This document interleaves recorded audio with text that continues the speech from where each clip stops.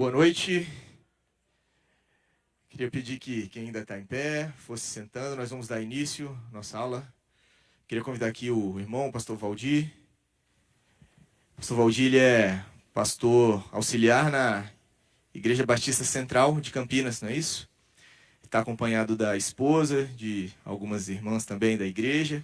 Então vamos orar pela vida dele e depois está com a palavra. Senhor, nós te agradecemos e engrandecemos o teu nome por essa noite que o Senhor nos dá, pelo privilégio e oportunidade de crescermos mais na tua palavra. Te pedimos que a tua graça cerque a vida, os lábios do pastor Valdir, que ele seja usado pelo Senhor e que possamos crescer mais em ti, na tua palavra. Esse é o nosso desejo, essa é a nossa oração nesse tempo, nessa noite. E para isso nós confiamos em ti, Senhor. No teu nome mesmo que nós oramos. Amém.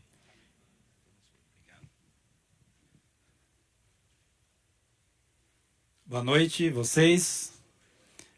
Quero agradecer ao Vitor, ao Fábio, que me fez o convite, ao Walter, que eu já o conheci numa outra oportunidade, e ao pastor Gessé, também por esta oportunidade.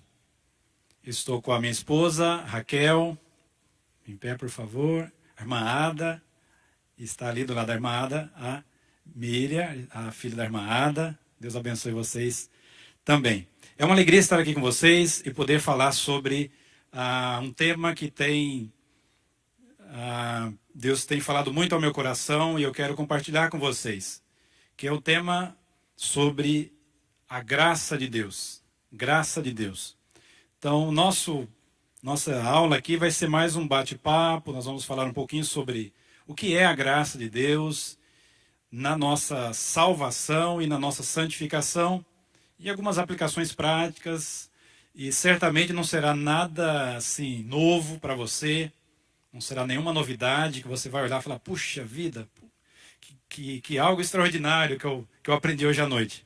Mas por outro lado, deve ser algo fundamental que você vai precisar conviver e carregar para toda a sua vida, para a sua vida cristã, sobretudo. Então esse é o nosso tema hoje à noite, a plenitude da graça de Deus. De certa forma, esta aula, esse tema começou a me incomodar e Deus começou a trabalhar comigo a respeito desse tema. Quando eu fui visitar um senhor da nossa igreja, eu trabalho como pastor auxiliar, visitação, aconselhamento em algumas áreas da igreja e também especificamente com terceira idade na igreja. E esse senhor, por volta dos seus 82 anos, já bem debilitado, doente, com câncer, ele estava com muitas perguntas ali no seu coração. Puxa, pastor, disse ele, a gente serve a Deus a vida inteira e aí chega no final da vida e aí, indiretamente ele estava dizendo, é isso que a gente recebe? Parece que não está, tem alguma coisa assim que não está batendo, né? Parece que Deus...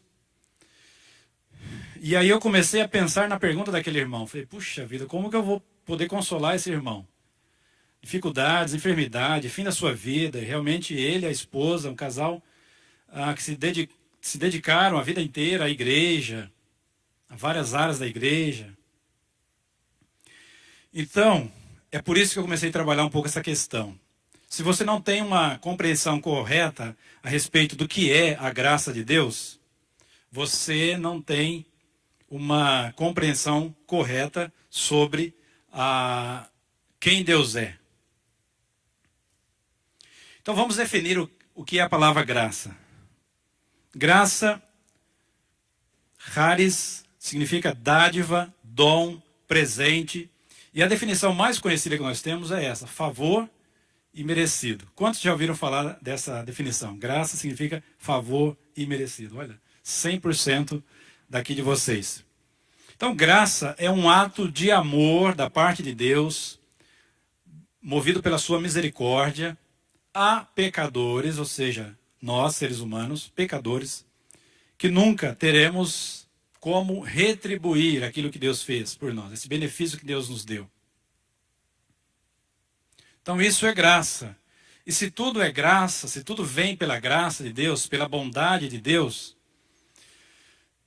eu não preciso ter crise, eu não preciso olhar para essa vida e achar que a vida é injusta, achar que eu mereço uma vida melhor, que eu mereço isso e aquilo, porque eu já tenho o mais importante, que é a salvação em Cristo. Eu já estou no lucro, porque eu estava indo para a condenação e hoje eu estou salvo, indo para o céu.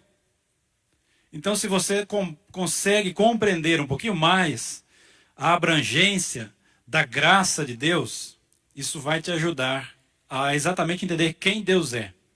Então, Deus é um Deus extremamente bondoso, amoroso, gracioso, misericordioso e assim por diante. Nós podemos ver a ação deste Deus gracioso durante toda a Bíblia, em toda a Bíblia.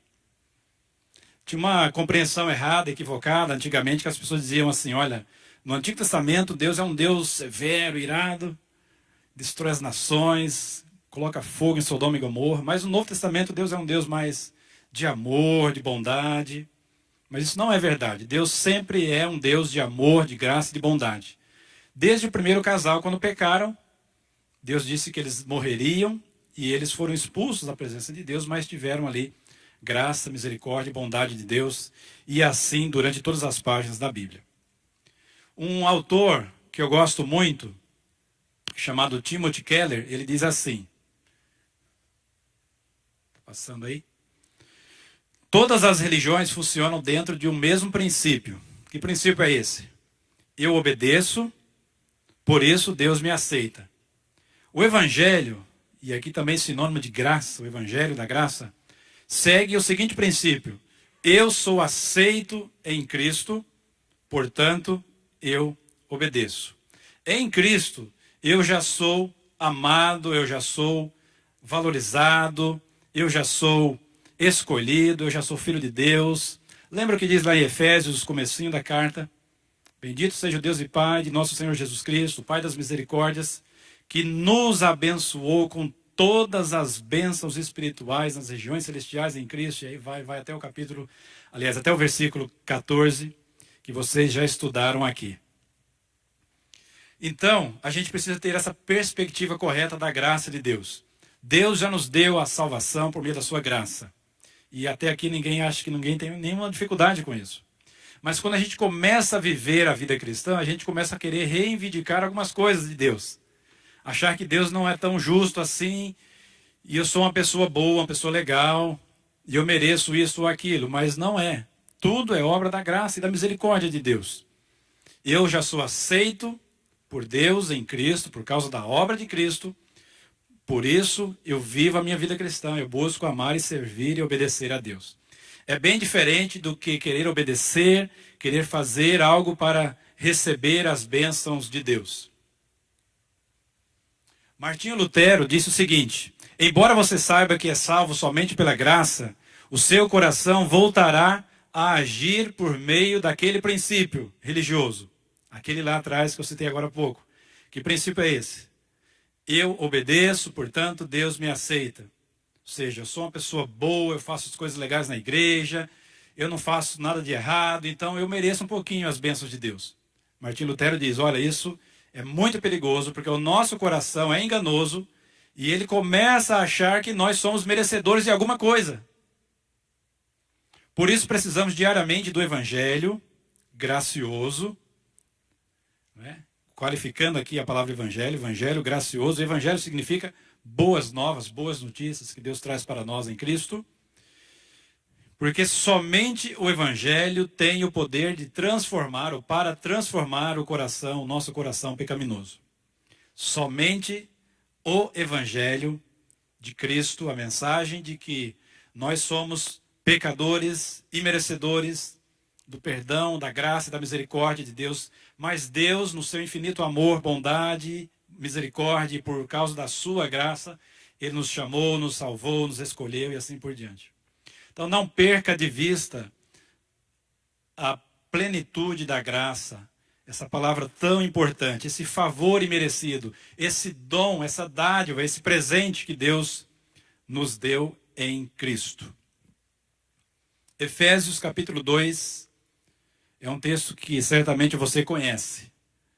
Efésios capítulo 2 diz assim que nós estávamos mortos em nossos delitos e pecados, andando segundo o curso deste mundo, conforme os príncipes das potestades, longe de Deus, afastados, estávamos totalmente alheios à palavra de Deus, à vontade de Deus, vivendo como filhos da ira e assim por diante. E o verso 4 diz: mas Deus, que é rico em misericórdia, por causa do seu grande amor com que nos amou, e estando nós mortos em nossos delitos ou transgressões, nos deu vida juntamente com Cristo. Deus nos deu vida juntamente com Cristo.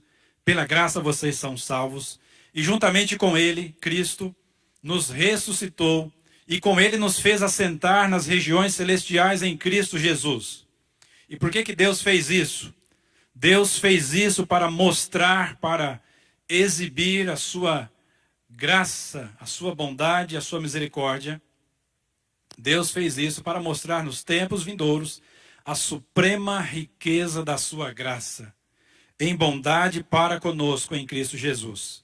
E esse versículo que todos vocês sabem de cor: porque pela graça vocês são salvos, por meio ou mediante a fé.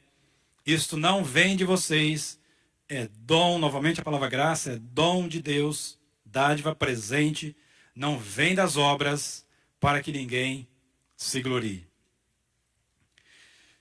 Então aquilo que Martinho Lutero falou lá atrás é muito interessante a gente voltar agora nesse ponto. Embora nós saibamos que somos salvos somente pela graça, depois de um certo tempo a gente se acostuma com a vida religiosa e com a graça e com a bondade de Deus. E depois, por causa de algumas obras boas que a gente faz ou que a gente está fazendo, a gente perde um pouquinho a perspectiva da graça e começa a se achar um pouco merecedor das bênçãos de Deus, daquilo que Deus vai me dar. Em algumas igrejas eles vão um pouquinho mais além do que nós, igrejas históricas, bíblicas, etc. Eles colocam Deus na parede, eles pressionam Deus e eles dizem: olha, eu determino, eu decreto, eu ordeno, e Deus tem que me dar, porque está escrito aqui que se eu fizesse isso, o Senhor faria aquilo, então eu fiz a minha parte, agora o Senhor tem que fazer a sua. E vira ali pressionando Deus, né? E Deus quase que tem que pedir ali: poxa, desculpa, dá uma explicação, uma satisfação, por que ele não fez, por que ele não fez ainda, quando que ele vai fazer e assim por diante. A gente ri, mas no fundo o nosso coração é extremamente necessitado do Evangelho, do poder e da graça e da misericórdia de Deus. Então todos nós podemos cair nesse engano, né, nessa falácia, nesse perigo de pensar exatamente isso. Se não agirmos assim, mas às vezes pensamos assim. Era exatamente o que aquele irmão estava pensando. Puxa, eu chego no final da vida, dediquei a minha vida inteira a Deus, amo a Deus, amo a igreja, servi a Deus a vida inteira, e aí eu chego no final da vida e é isso que eu recebo? Indiretamente era isso que ele estava questionando, pensando, estava ali no seu coração. Se eu perguntasse para ele: irmão, o senhor crê que é salvo somente pela graça, por causa da bondade de Deus, em Cristo Jesus, etc., por causa do sacrifício na cruz por nós? Claro que sim, claro que ele falaria que sim. Claro que somos salvos somente pela graça. Mas, na prática, não eram essas dúvidas, essas inquietações que estavam no seu coração. Então, a verdade do Evangelho é o artigo, Lutero disse, é o artigo principal de toda a doutrina cristã. É necessário que conheçamos bem esse artigo e ensinemos uns aos outros essa verdade, sobre a graça, sobre a misericórdia, sobre a bondade de Deus. Você não pode mudar o coração apenas por força de vontade, por princípios morais, aprendendo princípios bíblicos somente e tentando segui-los, ou seja, legalismo, normas, regras, etc. Isso não funciona. A única coisa capaz de mudar o nosso coração é o Evangelho, é o poder do Evangelho. Quando a gente lê João 1,14, fala sobre Jesus. João 1,14 diz assim: o Verbo se fez carne e habitou entre nós, cheio de graça e de verdade. E vimos a sua glória como do unigênito do Pai. Porque todos nós temos recebido da sua plenitude, disse João, graça sobre graça. Porque a lei foi dada por meio de Moisés, a graça e a verdade vieram por meio de Jesus Cristo. Muito interessante esse texto aqui.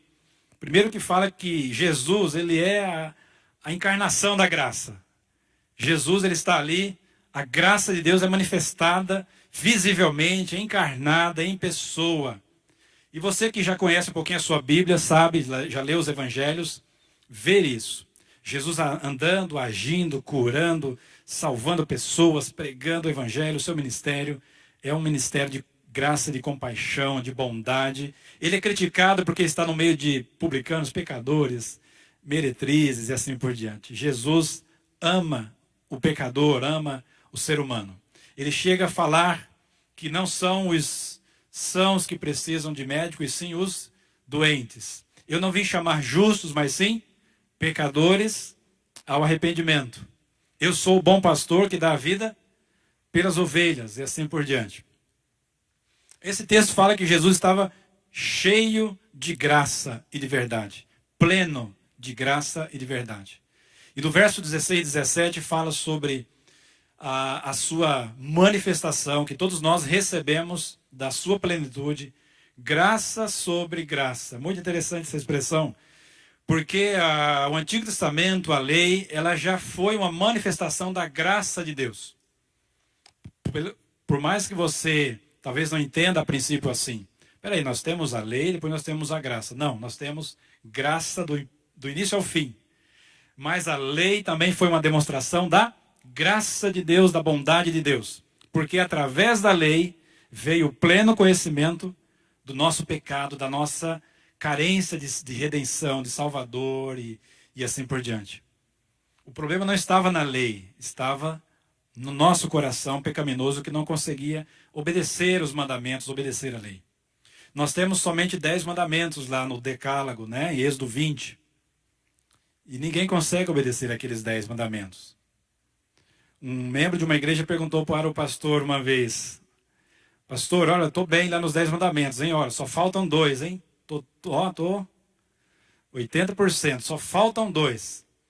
Aí ele, para fazer uma piadinha com o pastor, né, perguntou: e o senhor, pastor, tá? Como é que tá aí? O pastor falou: olha, eu estou mal, estou ruim nos 10. Aí ele riu e viu que o negócio era sério. E se você vai ler os 10 mandamentos, você vai ver que é realmente só pela misericórdia de Deus que você consegue amar a Deus acima de todas as coisas, não ter outro Deus além do Deus verdadeiro. Né? Não cobiçarás, não furtarás, e aí vai. E você lê aquilo e fala: meu Deus, misericórdia. Graças a Deus que Jesus Cristo cumpriu toda a lei. E que o fim da lei é Cristo. Romanos 10, 4. Para a justiça, para a justificação de todo aquele que crê. Isso é tão libertador. Hoje eu posso viver e descansar na graça de Deus. Eu não preciso ficar obedecendo regras, princípios, mandamentos, legalismo. Olha, eu tenho que ir na igreja todo domingo. Se eu faltar um domingo, o pastor vai fazer isso. Eu preciso fazer aquilo. Você é livre. Por outro lado, essa liberdade, essa graça, ela pode ser mal interpretada. Daqui a pouco a gente vai ver isso. Porque a pessoa fala: bom, já que eu estou livre, eu já fui perdoado, Jesus já morreu na cruz por mim, todos os meus pecados já foram perdoados, inclusive os pecados que eu ainda vou cometer. Bom, então eu estou tranquilo. Não, não é bem assim. A graça me liberta do pecado, mas e também me dá poder para não pecar. A graça traz consigo uma responsabilidade. Né? Quem fez 18 anos aqui sabe, temos muitos jovens aqui. Você pega o carro, agora você já tem a sua habilitação, só que agora você responde pelos seus atos. Puxa, agora eu estou livre. Você sai com o carro que nem um doido, né? Não. Essa liberdade, ela te traz uma responsabilidade ainda maior do que você não tinha antes, quando seus pais respondiam por você. Então você fala: puxa, que bom, agora eu estou livre, mas você tem responsabilidade. E é exatamente assim que acontece conosco também. Graça é a essência do ato salvífico de Deus em Cristo, regenerando, justificando e salvando o pecador através da sua graça redentora. A graça é a demonstração da sua generosidade, do seu caráter amoroso. Na salvação, Deus exibe a sua graça, favor imerecido a pecadores que se arrependem, a pecadores arrependidos. E Efésios 1:7 diz isso, né? Pela riqueza da sua graça, da sua bondade.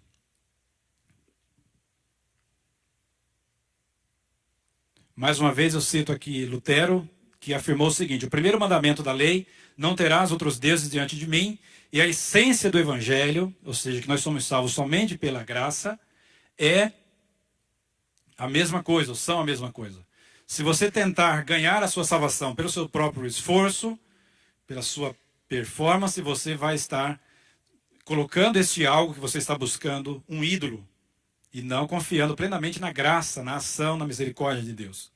Então, qualquer coisa que você acrescentar a mais a Jesus, aquilo vai se tornar um ídolo na sua vida.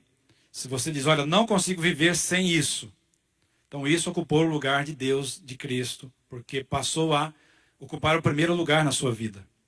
Então você quebrou o primeiro mandamento, não terás outros deuses diante de mim.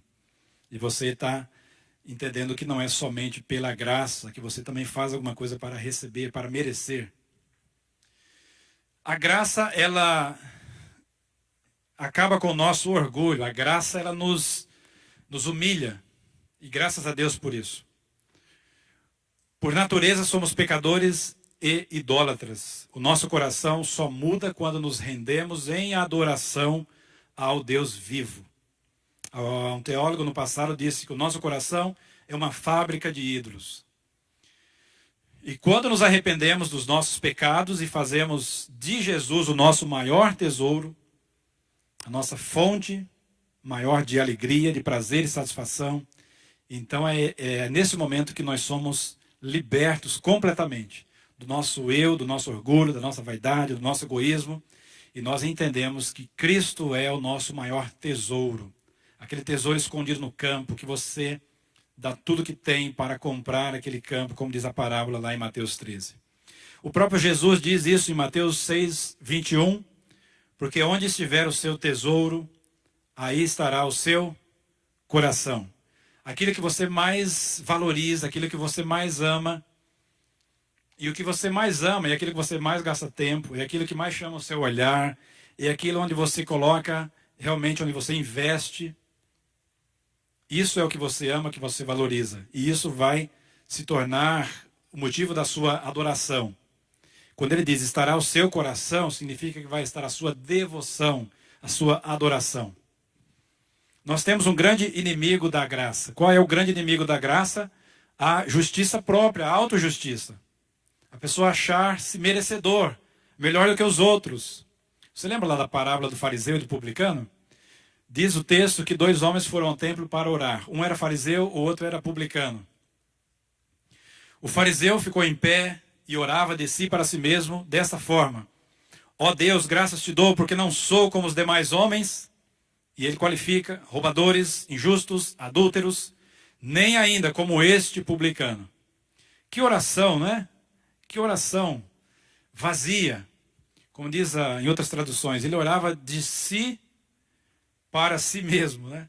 Aquela oração que não saiu nem, não atingiu nem a cadeira, nem o chão. É muita soberba, é muito orgulho. E ele toma o nome de Deus em vão, porque ele diz, ó Deus, né?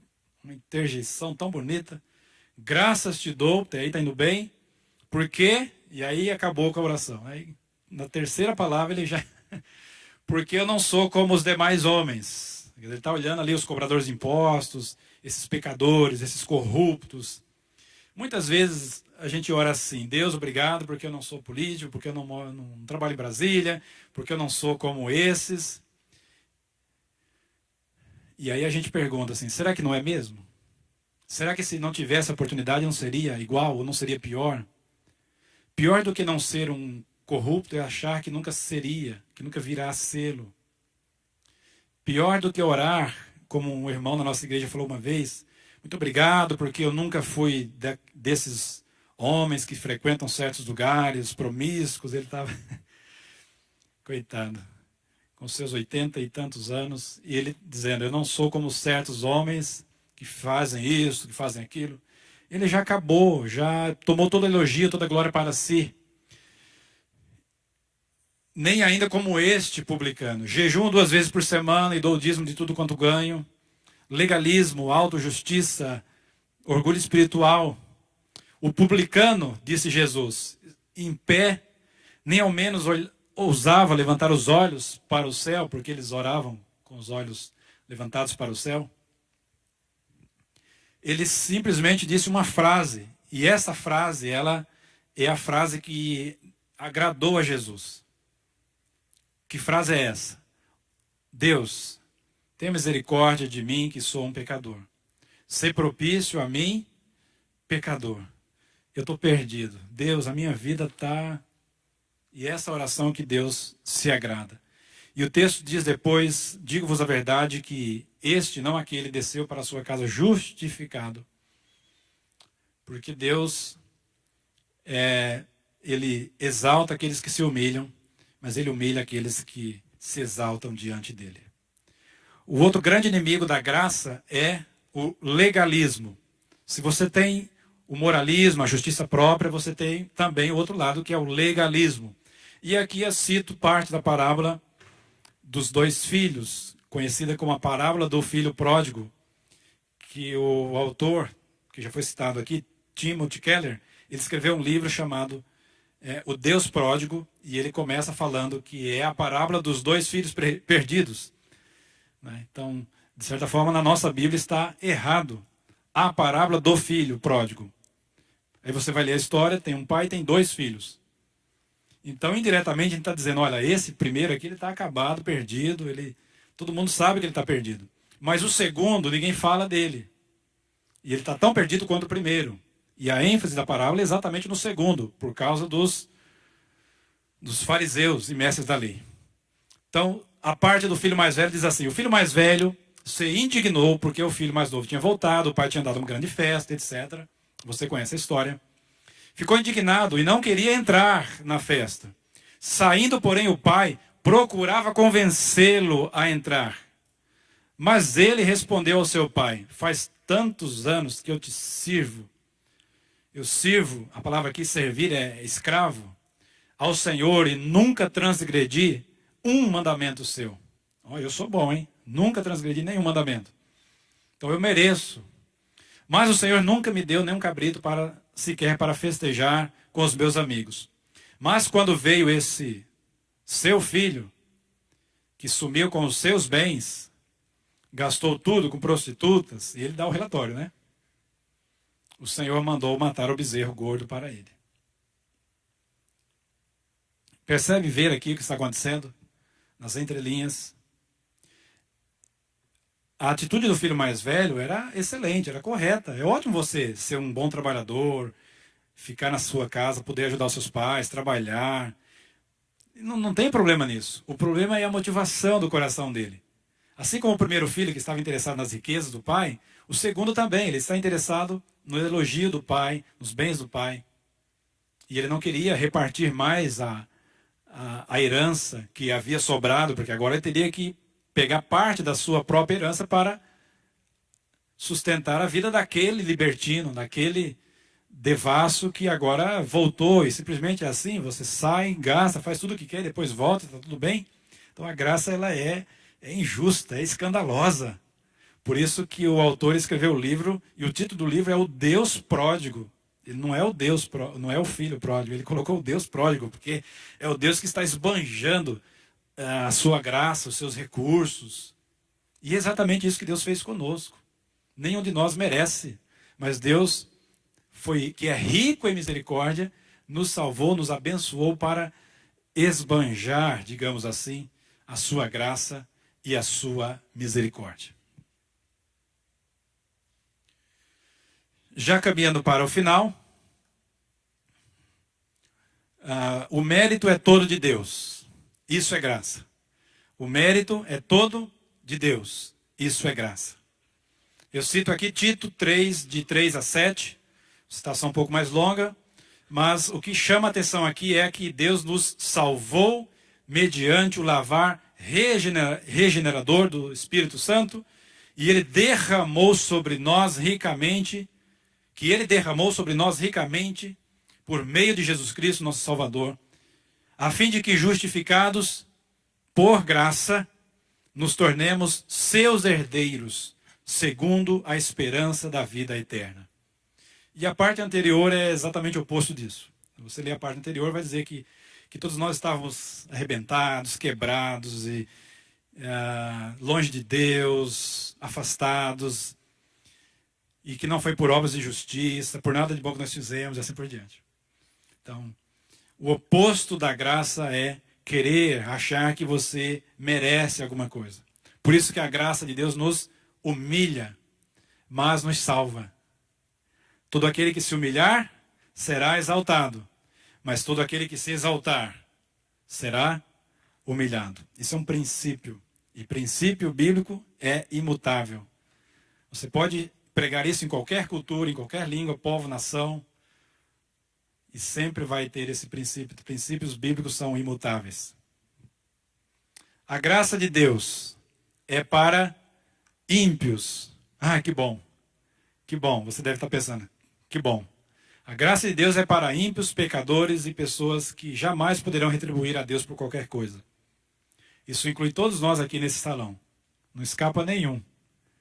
Não é bom isso? Porque a Bíblia diz que agora, sem lei, depois de falar que todos estão condenados, sem lei, a justiça de Deus se manifestou, sendo testemunhada pela lei e pelos profetas. É a justiça de Deus mediante a fé em Cristo, para todos e sobre todos os que creem, porque não há distinção, porque todos pecaram e estão carentes da glória de Deus, estão aquém da glória de Deus. De repente, Paulo muda completamente, sendo justificados gratuitamente por sua graça, uma ênfase, uma redundância aqui. Se somos justificados gratuitamente, só pode ser pela graça. Mas ele faz questão de colocar, porque parece que a gente esquece. Justificados gratuitamente por sua graça.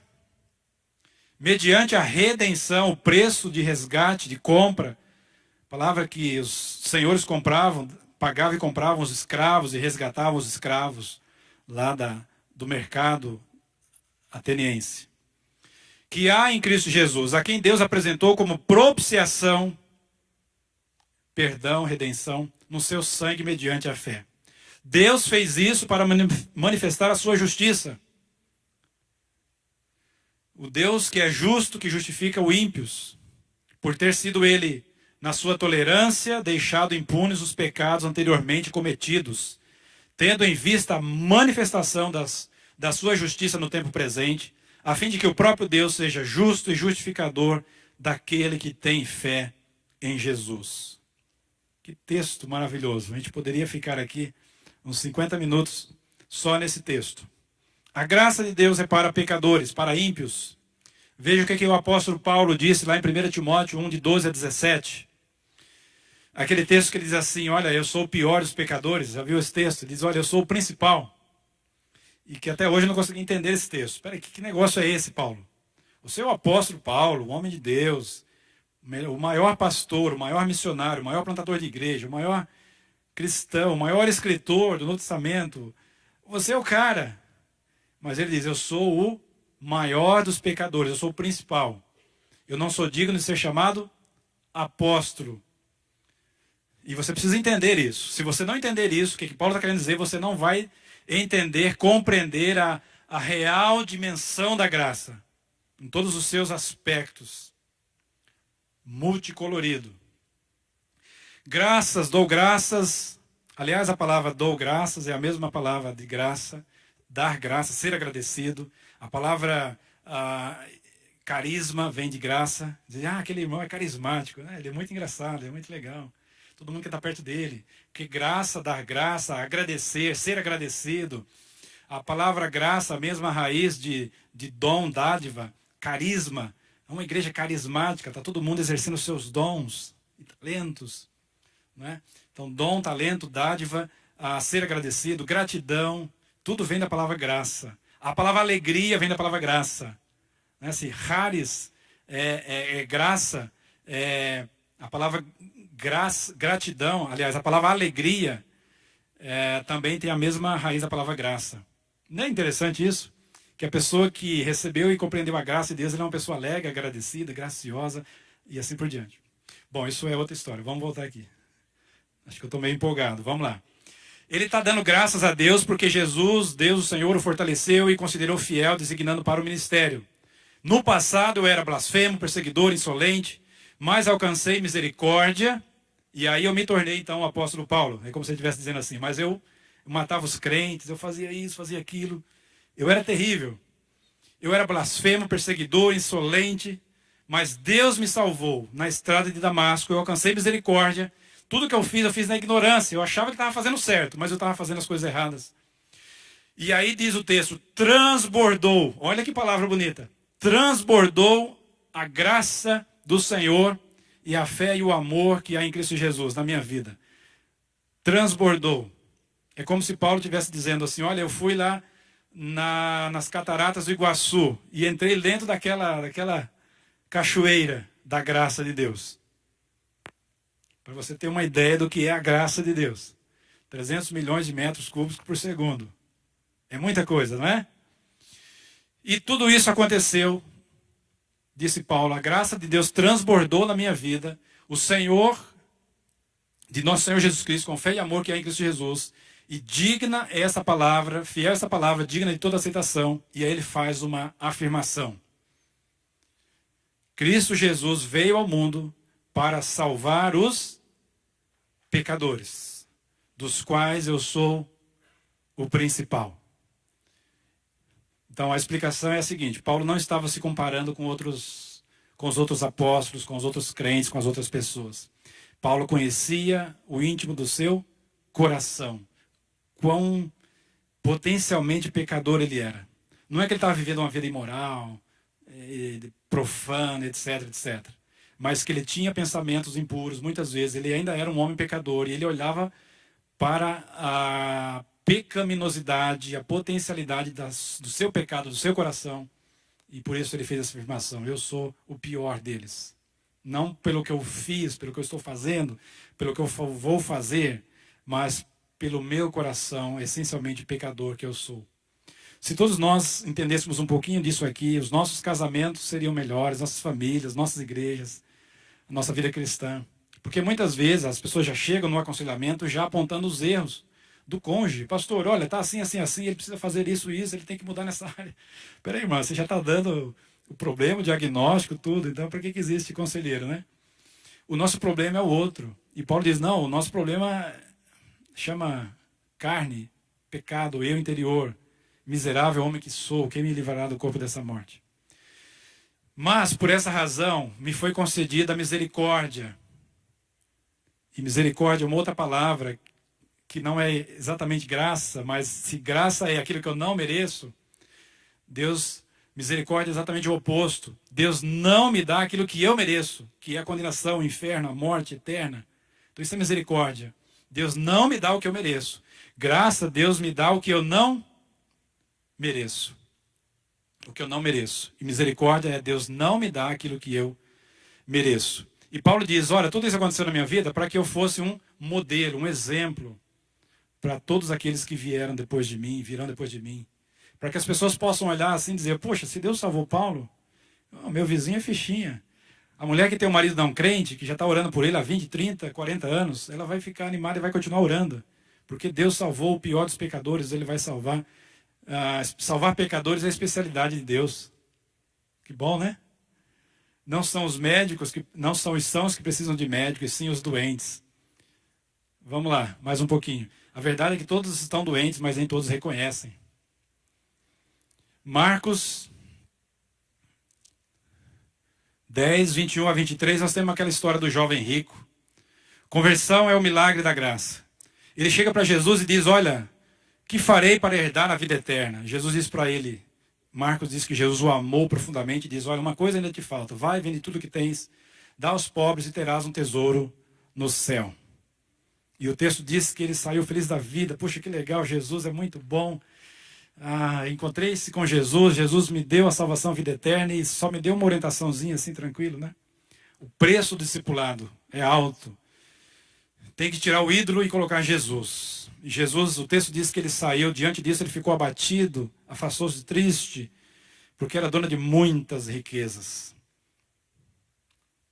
Mas ele não tinha a principal riqueza, que era a graça de Deus, que era o próprio Jesus. E Jesus disse: como é difícil um rico ser salvo, entrar no céu. É impossível. Conversão é um milagre da graça, da transformação e da regeneração. E na questão da santificação, caminhando já para o final, Paulo vai dizer lá em Romanos, aliás, 5, que a lei foi introduzida para que a transgressão fosse ressaltada, mas onde aumentou o pecado, onde o pecado foi mais profundo, a graça conseguiu transbordar sobre o pecado. Conhece esse versículo? Onde abundou o pecado, superabundou a graça. Onde o pecado foi ressaltado, a graça de Deus foi magnificada, ultrapassou e inundou tudo. E é aí que mora o perigo, que Paulo vai dizer depois em Romanos 6, versículo 1, que já é a pergunta que viria, né? Paulo se antecipa a ela. Que diremos então?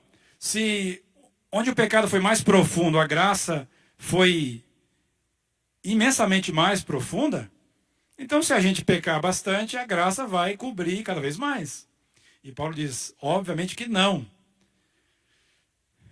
É uma negação enfática aqui. De maneira nenhuma. Continuaremos pecando para que a graça aumente? Claro que não. Você que já descobriu a cura para uma enfermidade, você vai voltar àquela velha vida para você ficar doente de novo e poder morrer. Você que encontrou a verdadeira liberdade em Cristo, você vai voltar para a velha vida? Claro que não. Nós fomos sepultados. Nós morremos com Cristo. Fomos sepultados com Ele. Lá na cruz. Não é? E o texto diz para que sepultados com Ele na morte pelo batismo, a fim de que, assim como Cristo foi ressuscitado dentre os mortos pela glória do Pai, assim também andemos nós em novidade de vida. Em novidade de vida. Não numa vida religiosa ou de religiosidade. A graça de Deus, ela nos dá poder para não pecar. Isso que é legal. A graça de Deus nos capacita a dizer não para o pecado, a dizer, olha, agora eu sou livre em Cristo eu tenho a minha real alegria e satisfação, eu não preciso mais viver atrás do pecado. A graça de Deus se manifestou salvadora a todos os homens e ela nos ensina, nos educa a renunciar à impiedade, às paixões mundanas, os desejos carnais e a viver de maneira sensata, justa, íntegra, correta, piedosa, nesse presente tempo, na presente era. Então, ao contrário que os libertinos estavam perguntando na época de Paulo, então vamos continuar pecando para que a graça se torne mais visível, mais abundante? É exatamente o contrário. A graça de Deus, ela vai nos dar poder, nos capacitar para que nós não pequemos. Para que nós não pequemos. A melhor coisa é ser livre. É como uma pessoa que está lá na cadeia, ele recebe essa liberdadezinha na época do dezembro, Natal, indulto de Natal, essas coisas, né? Ele vai lá e comete um monte de crimes. E ele volta e fala, puxa, eu estava quase saindo, falta só um pouquinho. Se eu tivesse esperado mais um pouquinho. É claro, eles não são regenerados, eles não têm uma nova natureza. Eles estão vivendo ainda na velha natureza. E eu quero terminar com essa citação aqui, de Romanos 6, 13 e 14. Acho que é a próxima. Romanos 6, 13 e 14. O apóstolo Paulo, em Romanos 6, ele faz um trabalho muito interessante. Ele diz, olha, nós éramos escravos do pecado. O pecado era o nosso senhor, o nosso dono, o nosso patrão. E agora nós nos convertemos, recebemos Cristo pela fé, mediante a graça. Estamos livres. Só que agora nós nos tornamos servos da graça, do pecado, da justiça de Deus. Nós sempre seremos escravos, ou do pecado, ou da justiça de Deus, da graça de Deus, de Cristo Jesus. Por isso ele diz, também não ofereça os membros do corpo de vocês ao pecado, como instrumentos de injustiça, mas como pessoas que passaram da morte para a vida, ofereçam a si mesmos a Deus e os seus membros a Deus, como instrumentos de justiça. Porque o pecado não tem mais domínio, não terá mais domínio sobre vocês. Porque vocês não estão mais debaixo da lei, e sim da graça. Da graça. Você não está vivendo mais um monte de regrinhas, pode, não pode, faz, não faz. Você está vivendo agora debaixo do reinado da graça, do poder de Cristo, que é libertador. E mais adiante ele vai dizer, uma vez que fomos libertos do pecado, fomos feitos servos, e a palavra ali é doulos, é escravo, escravos da justiça de Deus. Agora nós temos prazer em nos deleitarmos na palavra, e no poder, e na graça, e na misericórdia de Deus. Aquela velha vida não me atrai mais, não atrai mais a você que está em Cristo. Porque Gálatas 2:20 diz assim, fui crucificado, estou crucificado com Cristo. E vivo, não mais eu, mas Cristo vive em mim. E esta vida que eu vivo agora na carne, nesses dias que ainda faltam, até a volta de Cristo, ou até eu ser chamado por Cristo, eu preciso viver pela fé. Na palavra, nas promessas de Deus e na graça de Deus e no poder do Espírito Santo. Vivo pela fé no Filho de Deus que me amou e se entregou por mim. Percebe que Cristo, para Paulo, era um Salvador íntimo, real e pessoal. Estou crucificado com Cristo. Vivo não mais eu, o meu eu morreu na cruz, mas Cristo vive em mim. Eu recebi uma nova vida. Se eu estou em Cristo, Cristo foi crucificado, eu fui crucificado com Cristo também. Como Cristo foi ressuscitado no terceiro dia, eu ressuscitei também e recebi uma nova vida. Pelo Espírito Santo, Cristo habita em mim. Mas eu estou vivo. Vocês podem ver que eu estou vivo. Mas eu vivo, não mais eu. Não é mais aquela velha vida. Mas Cristo vive em mim. E esta vida é uma vida de louvor e de adoração e de gratidão pela graça de Deus. Porque Ele me amou e se entregou por mim. Amém? Então essa era a minha palavra para você. Que você viva na plenitude da graça. Que você fuja da autojustiça, do legalismo. Que você seja gracioso para com seus irmãos quando eles pecarem contra você. No seu lar, na sua casa, com seu esposo, com seus filhos. Que você seja, que nós sejamos uma igreja, o povo da graça. E que todos nós possamos demonstrar a graça e a misericórdia de Deus. Obrigado.